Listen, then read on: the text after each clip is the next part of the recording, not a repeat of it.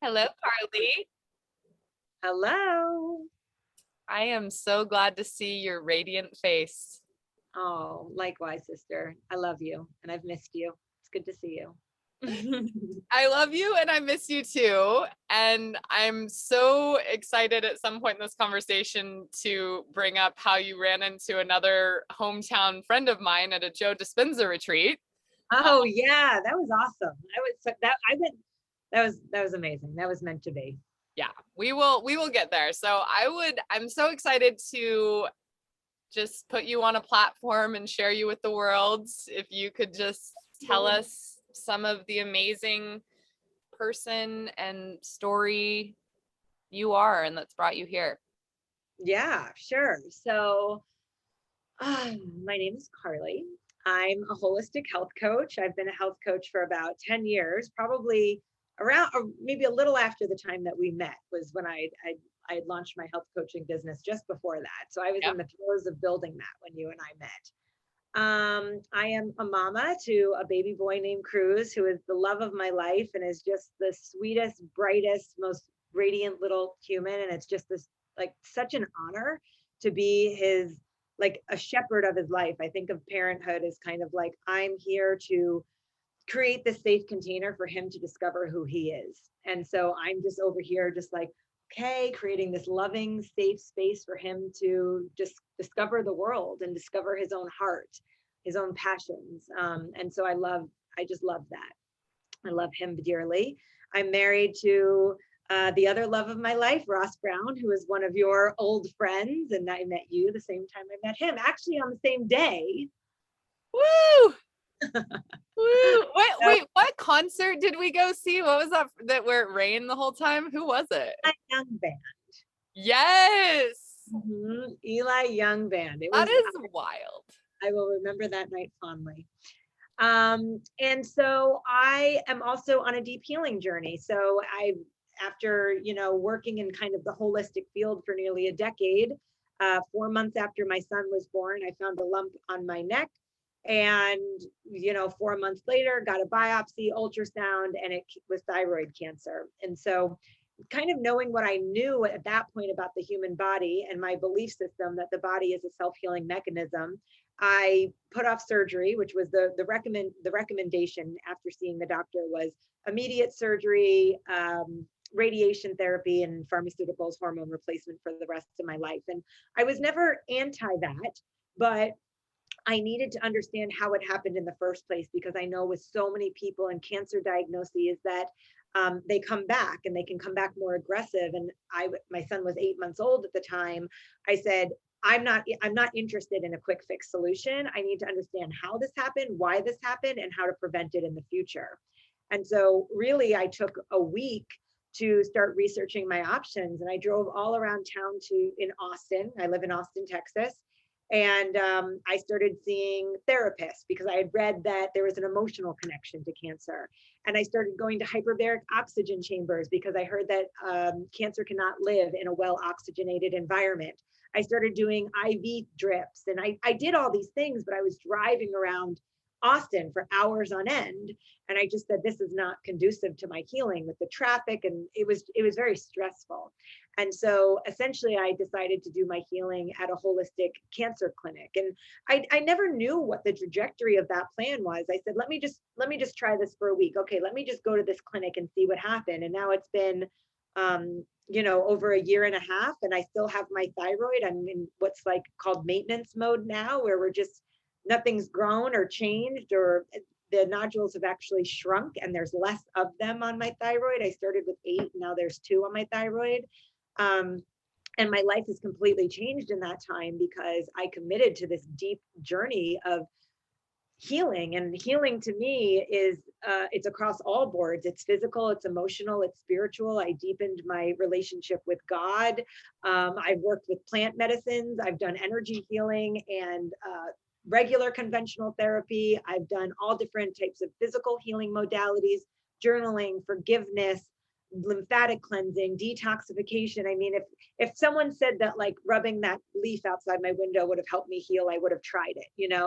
And so I've tried everything, and then I've really kept the things that have served me the most, that have had the most impact on my health. And so today, that's kind of what my focus is I'm very interested in detoxification, and I'm very interested in the healing of the body, because I'm proof that we can even heal from things that are as scary as cancer. And so that pertains to autoimmune disease or diabetes or any chronic illness that we're dealing with. There are other ways to boost our resiliency, to boost our immune system, and to support the healing process, even if that looks like an integrative approach. Again, I want to reiterate that I'm not saying no one should ever go to their doctor or take pharmaceuticals. I think that there's a time and place for that. But I also have a belief at this point in my journey, and the amount of cancer patients that I've spoken to, that I think that it should be malpractice that a doctor offers chemo, radiation, and surgery, and at the same time say,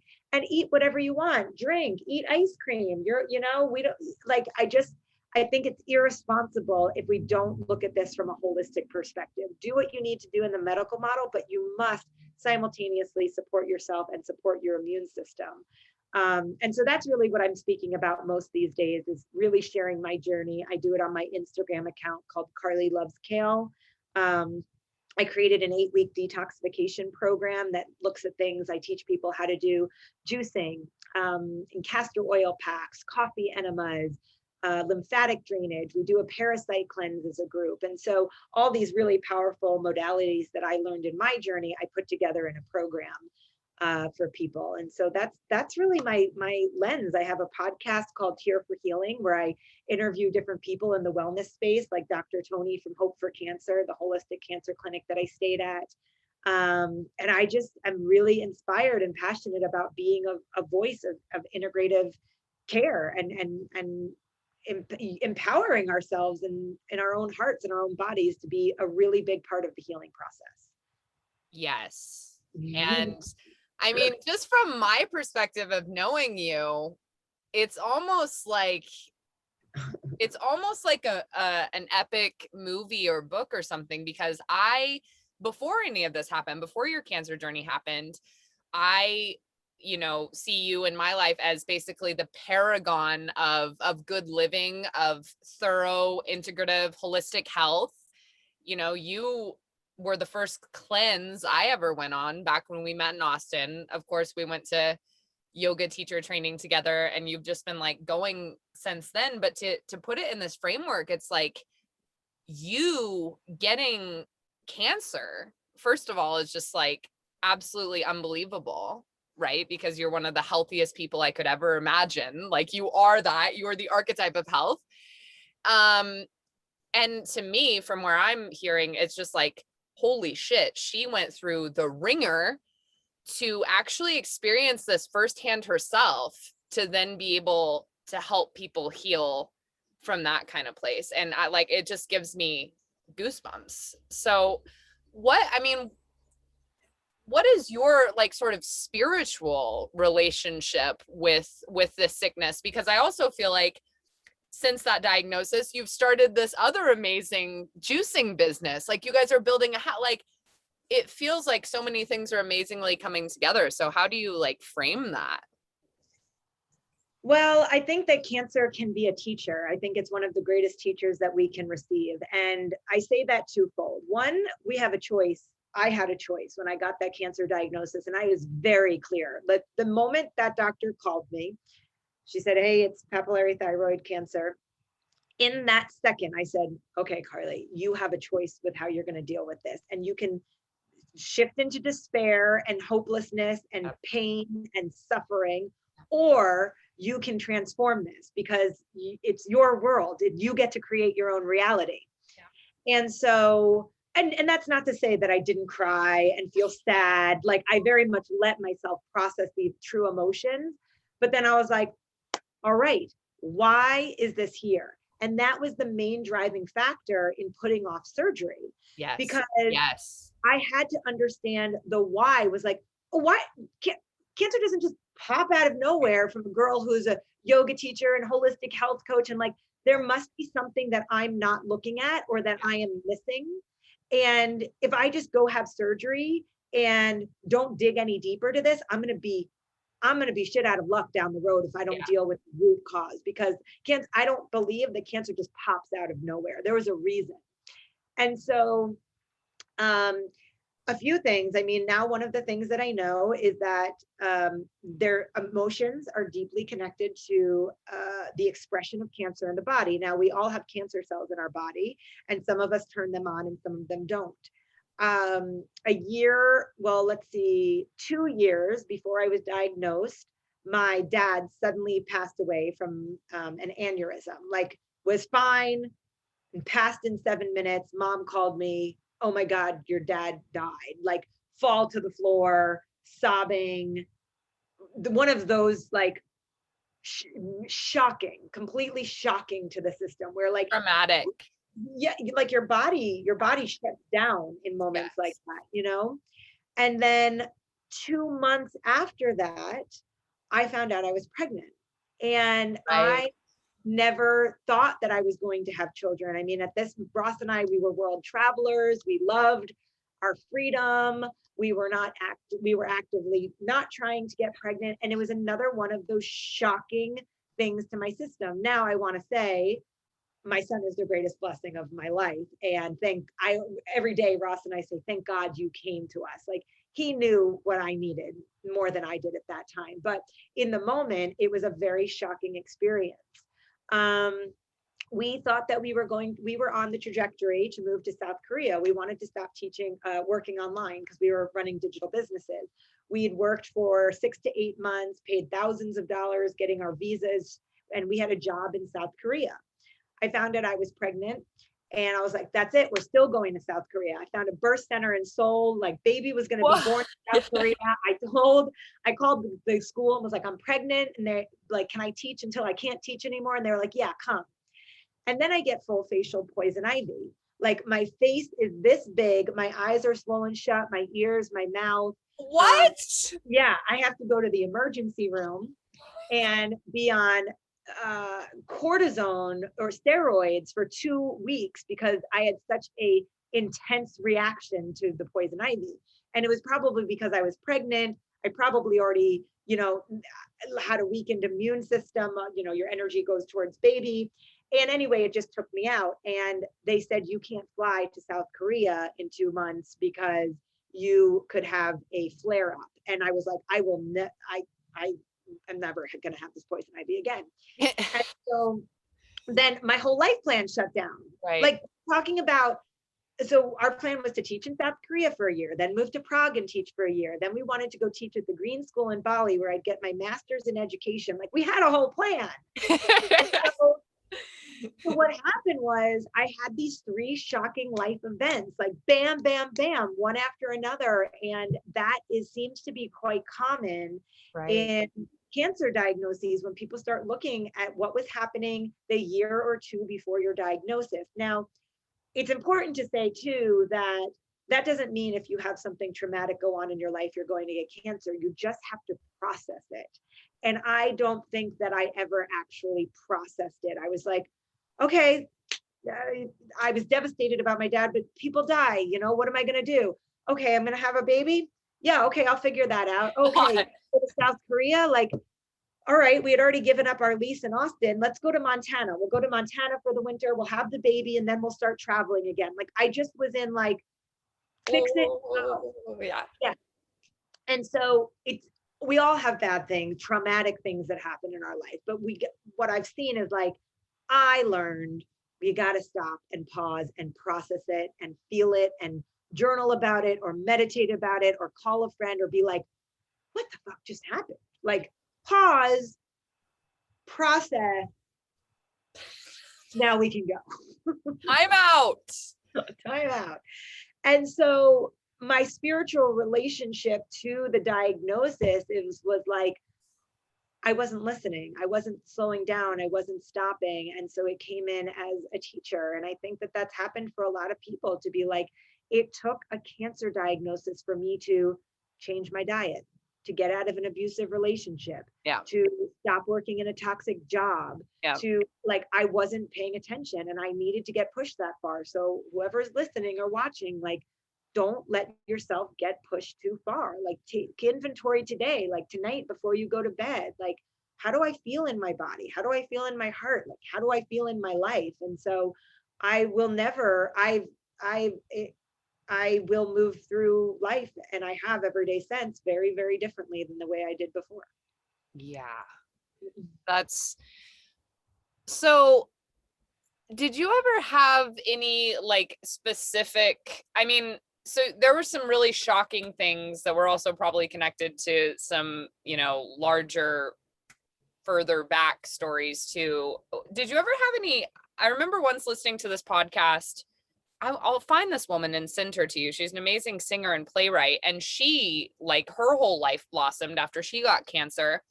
And she ended up having this, like, I don't remember if she had gone to school for spiritual psychology before or after, but she, like, spoke to the cancer and, like, developed this relationship with it where it, like, basically kept telling her, oh, yeah, but you forgot, like, this thing is repressed in here, too. I think it was, like, pancreatic, I can't remember, but eventually it went away. Did you ever have any like specific sort of, I don't know, whether conversations are like, oh, I forgot to look at this, like, was it kind of this? Yeah. And I mean, I think that's often a daily, that's like a part of my prayers too. Like, is there anything else that I need to see? Like, is there anything else that I need to look at? Like I mentioned, working with plant medicines, whether that's psilocybin, ayahuasca, THC. I think that plants are great teachers, and they have a lot of insight for us. And so when I work with those plants and I have that intelligence in my body, that's one of my big questions. Like, show me where I'm blocked, show me what I need to see. And I mean, I think that in the cancer world, at least in the holistic cancer world, there's definitely, a teaching like, love the cancer, speak to the cancer, befriend, like, ask the questions. What are you here to teach me? And I think that that's a really wise decision, because I feel I really don't like the war on cancer and cancer, and because all that cancer is just mutated cells in our bodies. And I don't think that we heal anything by waging war or killing it. I think we love things back to wholeness. And so I have approached this, my healing in that same way. So you were already, I mean, you're an extremely spiritual person. And I know we've connected on this level, but you're really like someone who does a lot with the body, and you already were so conscious. I feel like from the norm, you already were like eating so healthy and doing all of these super healthy practices. So 2 questions, like, one, what's changed for you? And then, because you were already so conscious before, like, did you find some things that you were like, oh, I had this kind of all wrong? And then 2, how can we live the kind of life that you're now living when it just like, even I think of like your lifestyle now, and I'm like, man, but like you're doing all these detox things and like it feels so far away from like everyday life. So I'm sure that you hear that a lot. So okay, first I want to go back to one thing that I didn't note on. So when I was talking about the cause of the disease being expressed in my body, I spoke about the emotional traumas. But one thing that I didn't talk about was the, like, as you said, like how, you were already doing all these things. The belief from my medical team, my integrative medical team, is yes, the emotional traumas, but also the effect of dental work. So I fell in college, and my freshman year of college, and I knocked out my 2 front teeth, and I broke this upper bone in my mouth.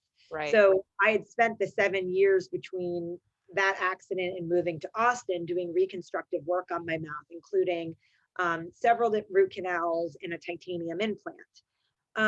And one of the facets of going to this holistic cancer clinic is that they send you to a biological dentist, because the mouth is connected to the rest of the body, and there's meridians in the body where like one molar is connected to the left breast or the lung or something like that. And so I went to the biological dentist, and when they did the scan, my mouth was black with infection. He said it was one of the worst dental infections that he had seen. And so not only did I have infection in the upper bone of my mouth, but when I had my wisdom teeth out, if the bone isn't fully into the socket, once if there's space, once the wisdom teeth have been removed, it's called the cavitation, and bacteria can grow in there. And from bacteria, there can breed infection. So I had bacteria infection in all 4 wisdom teeth, including the bone of my mouth.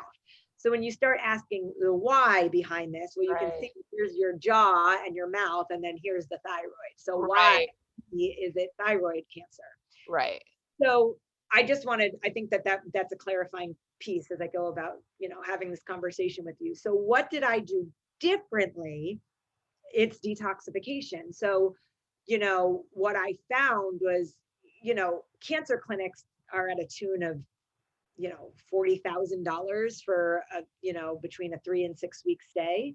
And I went to 2 different ones because I went to one and I didn't like the doctor and I ended up going to a different one. But what they both did was detoxification, like IV therapy. So high dose vitamin C, coffee enemas, castor oil packs, ozone, oxygen therapy, colonics, sweating, infrared saunas, hydration, alkaline organic diets. Like they did the same things. And so a light went off in my head where I said, oh my God, for all these years, I have been putting the right things in. I've been eating the right food.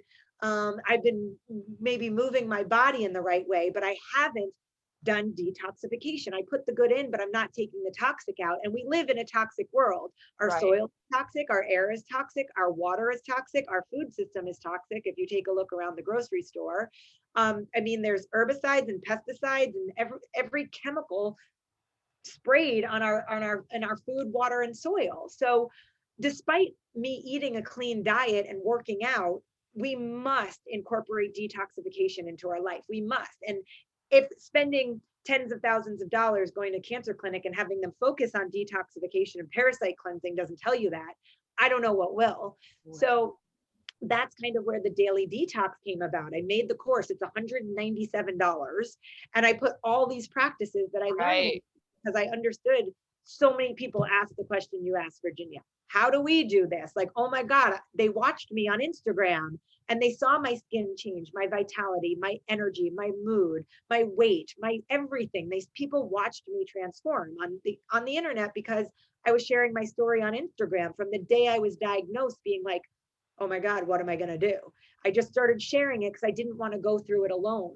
I knew I didn't want to go through it alone. So I shared very candidly from day one. And so when people saw that transformation, they were like, tell us what to do, we'll do it. And that's where that program came from. So, week 1 is drink clean water. Like if you don't have a water filtration system, get one. Here's an option for $30. Remove fluoride. Here's one for $200. Here's one for $500. Choose your budget and get filter and drink half your weight in ounces every single day. And here's a chart. And every day, I want you to put a check mark when you drank half your weight in ounces. And you don't go to bed until you do that, because a dehydrated body cannot heal or restore itself or rejuvenate its cells. And then we talk about juicing. I think of juicing as a IV of nutrients. In one 16-ounce bottle, like you mentioned, I started a company called Alchemy Juice. We do raw, organic, cold pressed juice in glass bottles delivered around Austin. And I started drinking 64 ounces of juice every single day. And it was like, I was like a withered flower. I'm like, my eyes became clear. And I was like, oh my God, I've never experienced life like this before, because I'm funneling nutrients into my body. And maybe before I was like, yeah, I'm gluten-free or I'm vegan or yada, yada, yada. But I wasn't drinking water and a gallon between the two, 64 ounces of water and 64 ounces of juice every day. Like it's surprisingly easier and more simple than one might think that it is. Right. And coffee enemas, when people say, like, what do you think are the 2 things that had the most profound impact? I would say juicing and coffee enemas. So I'm simultaneously dumping nutrients into my body. If I'm drinking 64 ounces a day, I drink that all day long. And then I'm doing a coffee enema. You use an organic coffee, and it stimulates glutathione production in the liver, which is a master antioxidant. Our body naturally produces glutathione. Our bodies are very smart, But if you have a clogged liver because of toxicity or whatever is going on in 2021, the coffee enemas can help detoxify the liver and make it a better functioning organ of the body, because the liver is very, very important. And so that was my daily put the good in, take the literal toxic shit out.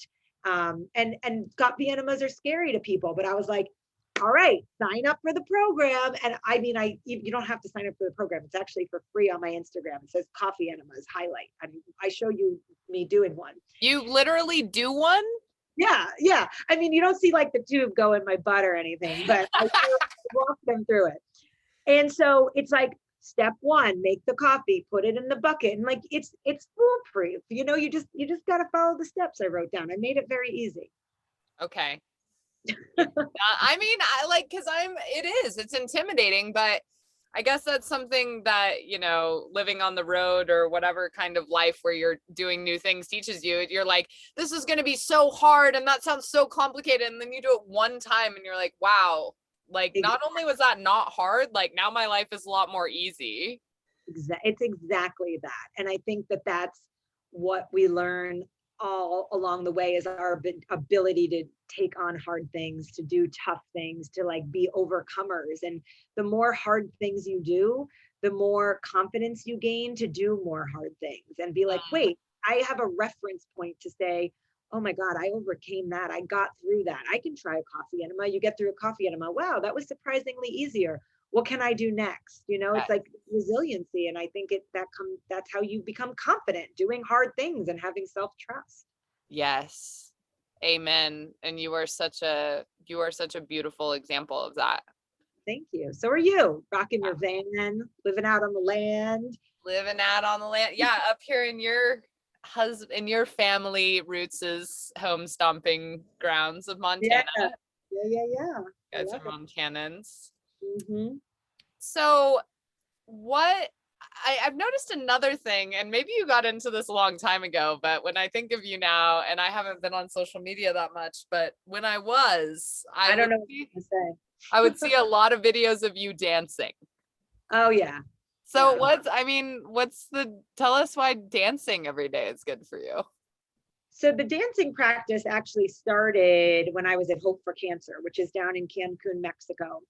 And I, first of all, had to go away for 3 weeks, and I was by myself. I left my family because we had the business and Cruz was a baby, and I was staying in a hotel for 3 weeks, and I couldn't bring all them. It was too much. They had to stay home. So for one, it was already very difficult for me to leave my son for 3 weeks. It was the first time I'd been away from him more than a day.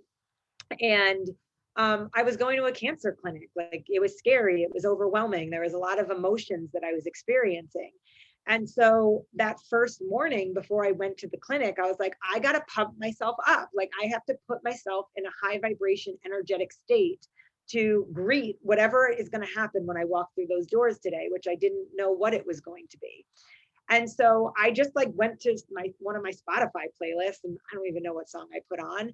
And I videoed me, because I was like, this is going to be fun. And I posted it on Instagram, and I felt so good after that. I walked into that place like, let's go. Whatever today has in store for me, I'm ready, because I, in my own time, had set my energetic tone for the day.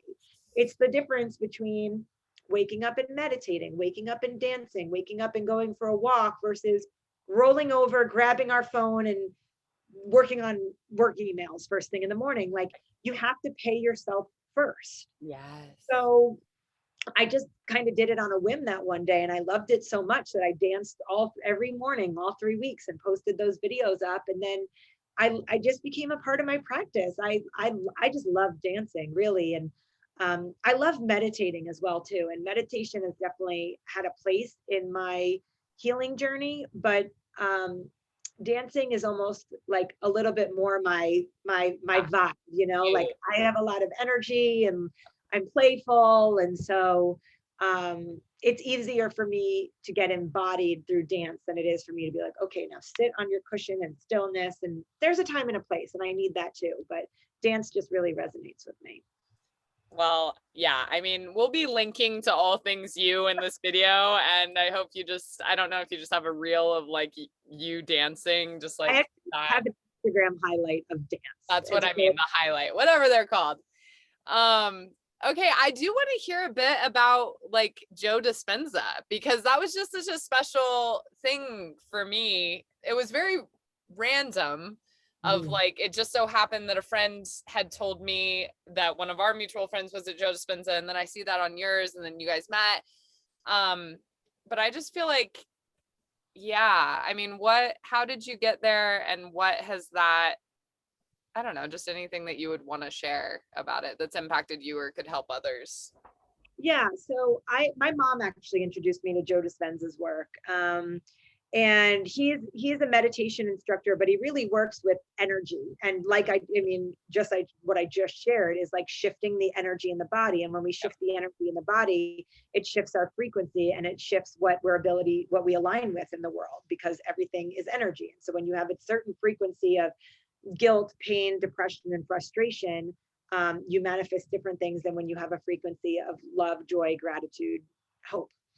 And so he really works with energy. And so my mom had taught me about his work, and I was kind of like put it off in the beginning. And I was like, no, mom, I got to do enemas and IVs and ozone. Like I was very about the physical.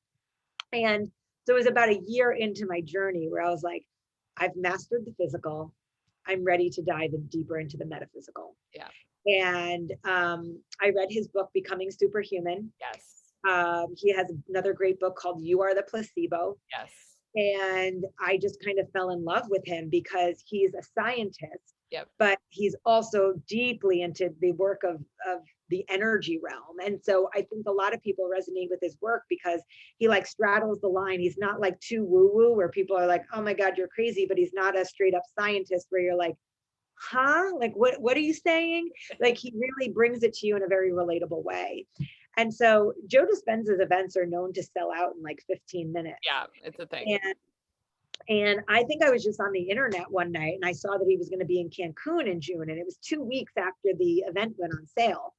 And I was like, if there's tickets, I'm going to buy one. And there it was like availability. And I was like, all right, universe, like let's go. And so I went on my own. It was a week back in Cancun. I've been in Cancun a lot this past year. I highly recommend Cancun as a healing home, should I say.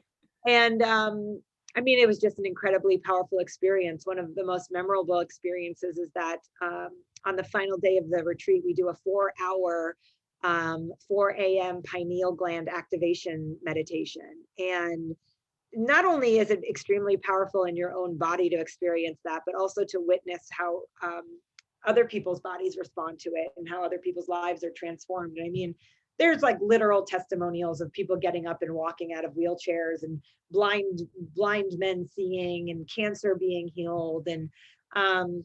And so it was, I mean, it was a truly spectacular event. I recommend that if anyone's ever been on the fence about going to that you make it a priority. Sorry, my screen just popped up. Okay. So yeah, I fell in love with meditation in a very different way than I had before. And, you know, in those retreats, we're doing 1, 2, 3, 4-hour meditation. So now I'm like, 10 minutes? That's child's play. I can do that. I can do that walking. Yeah. Well, walking, actually, he has these amazing walking meditations. And those were my favorite. I like to be in motion. And so when I first got back from the retreat, like when you do the walking meditations, you do them on the beach with about 1,000 people. And he has you like really get into it. Like you're like, like you're like really feeling it. Like, cause he has this incredible music in the background as he's talking to you over the music. And so I started doing them around my neighborhood, and I was like, all right, this is too weird. So then I took it into my backyard, and I would just like, I'd be like sweating. And then at the end, you lay down on the earth and like you breathe into the way that you shifted your energy. And his walking meditations, I cannot recommend enough.